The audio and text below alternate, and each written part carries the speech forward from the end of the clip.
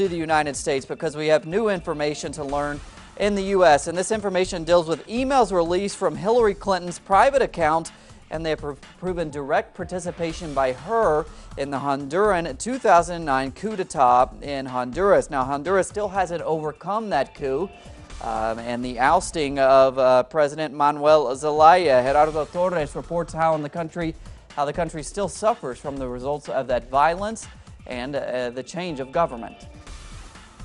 In Honduras, the news that proves the direct participation of Hillary Clinton in the 2009 coup d'etat against President Manuel Zelaya was no surprise.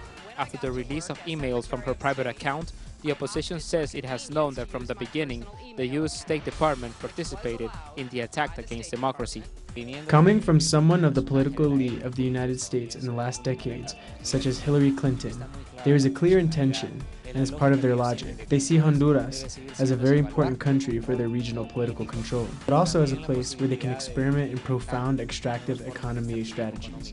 Manuel Zelaya was ousted by the armed forces in 2009, and publicly the United States said they were against the coup at that time. But as the emails prove, Clinton made several actions to block President Zelaya from regaining power. She is a very serious and intelligent woman. The problem is that she is very weak around the Washington powermongers, and that makes her decisions become weak because of that. Zelaya remembered the last time he met with Hillary Clinton. He was still president and she was already in charge of the State Department.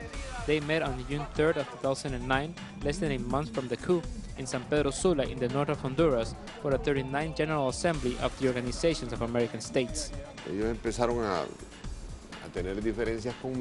They began to have differences with me because here in San Pedro Sula, we began the process to remove the blockade of Cuba.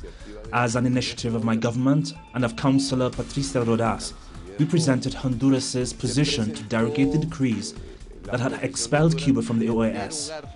This created even more differences with the United States, and all this took to the coup, of which we feel very sorry, because it took Honduras' already historically difficult situation to an even more precarious stage. And it also affected the image of the United States.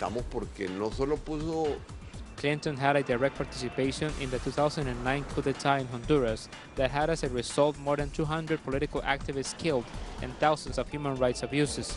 Now the world knows what the Honduran resistance have always known and have always been denouncing. Gerardo Torres, Telesur, Central America.